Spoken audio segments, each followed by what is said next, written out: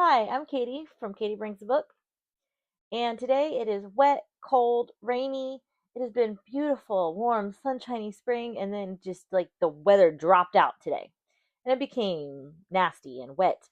But on nasty, wet, rainy days, there is just something about getting your blanket and my bookworm sweatshirt, and there's only one kind of book that I like on warm, cold, wet, rainy days, and that is a creepy just thriller. Especially I like standalone thrillers. It is not the time to keep going in a series and all. It's just I want a standalone creepy thriller.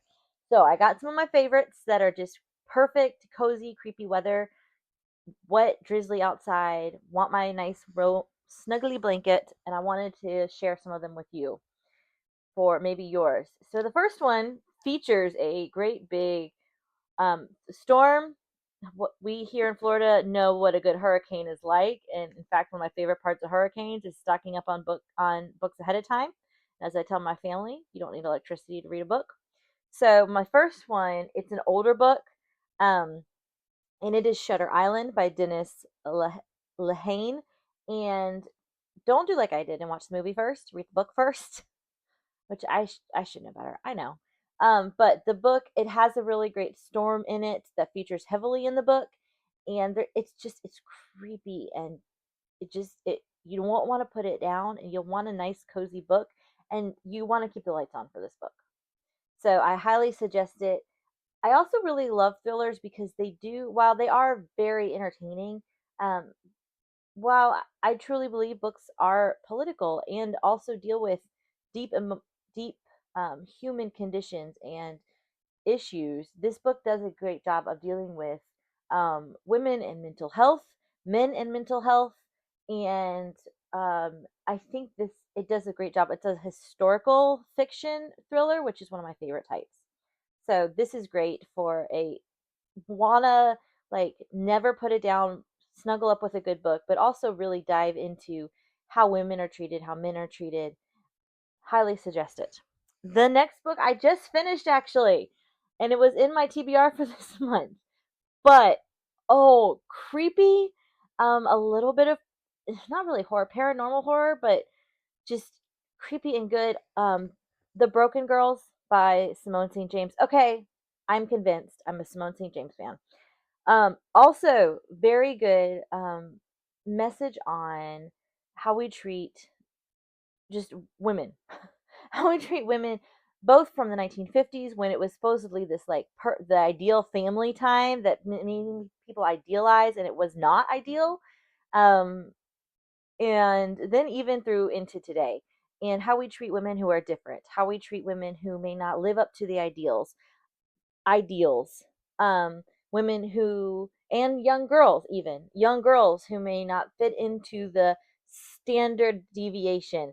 But this book also kept me reading. I read it very quickly, and it's a lights on, um, with a good book, cozy outside, kind of creepy outside, but like I want to be cozy with my blanket while I read it. So this next book definitely personifies that thrillers are political, but in a way that just kept me guessing, and I want to read it. Um, it is a perfect, I feel like, rainy day mystery. All the Sinners Bleed by S.A. Cosby, and it does talk about something that I'm trying to do this year, which is read more diversely. Both read other races and other ethnicities, also read thrillers from other countries, and I am trying to do that. I feel like S.A. Cosby is something that a lot of people have talked about as a diverse author. And I have not read his other books. I plan to. This is the only one I've read. I did love it. I love a serial killer thriller. I did talk about last month.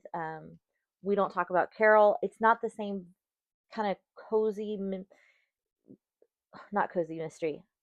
The same kind of like creepy mystery vibe that I'm going for today.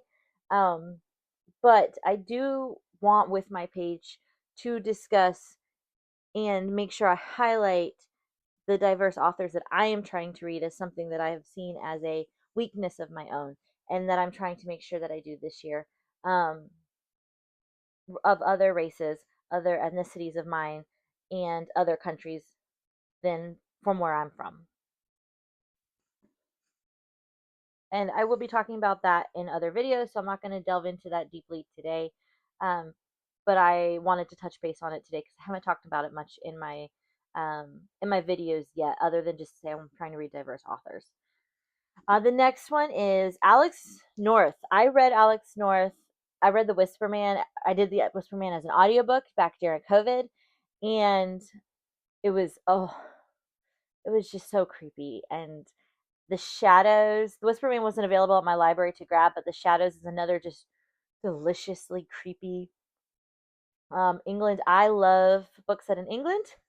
So for me, I don't feel like this is a diverse author because I read a lot of British thrillers.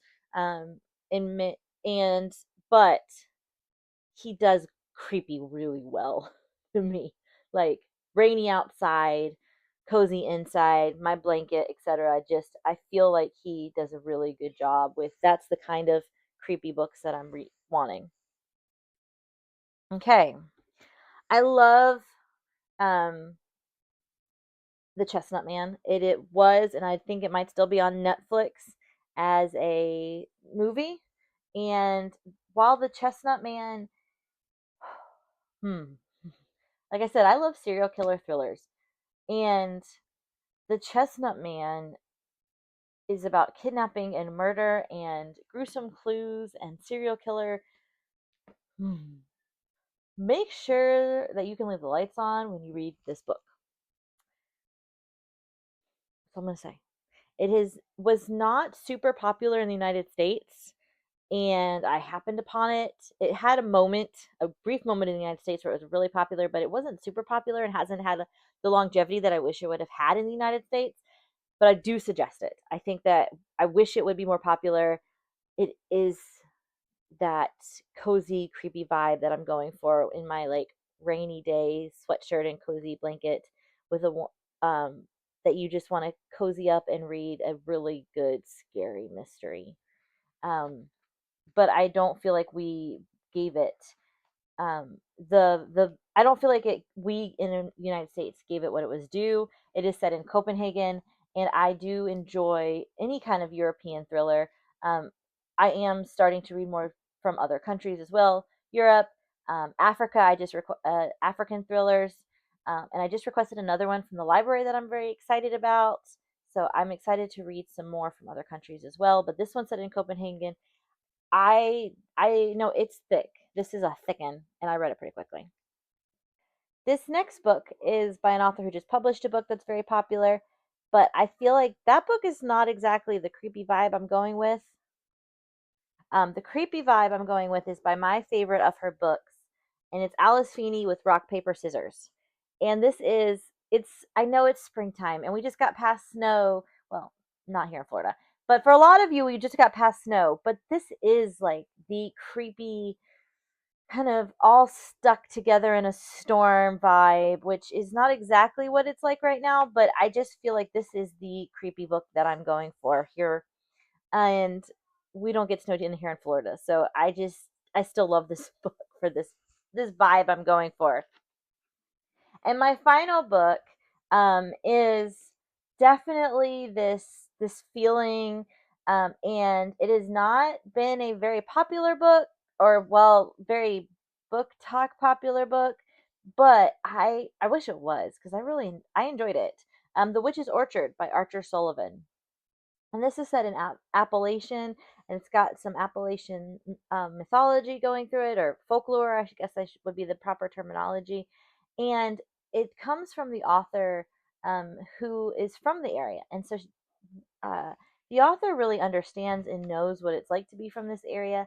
It has a little bit of creepiness, but also a lot of um, really understanding human nature. And also, I'm from a small town, and knowing what it's like to come from a small town and leave a small town, and also trying to understand who you are as you grow older, and as you're in adulthood, not entering adulthood, as you're well into adulthood. Also, though, you've got these very complicated feelings about your past, and I felt like this book does a really good job with that. And so that is kind of where I'm at for me, myself, and I on this creepy day, I decided to go ahead and pick up a creepy book that was in my TBR for this month. I went to the library and I was just roaming the shelves, which I don't do very often, but I'm trying to do more of. And this book, like, jumped off the shelves to me, and I don't know if I've ever heard of it. If I have, I don't remember. And it just seemed like the perfect book for today for me with my nice cozy blanket. So I started The Vanishing Place by Zoe Rankin myself. If you've read this, I would love to hear from you. What did you think of this book? So far, it's hitting that kind of cozy, creepy vibes. It is set in both New Zealand and Scotland, it looks like, and it is hitting that, like, I just want to cozy up with a blanket and a good book feeling, but I also want to be a little bit shivery, frightened. That I think a lot of people associate with fall, but I just associate it with being rainy and drizzling and miserable outside. And that's how I feel. So I don't know how your spring is looking, but this is how my spring day is looking. And I hope you have a fantastic day. And remember to always bring a book.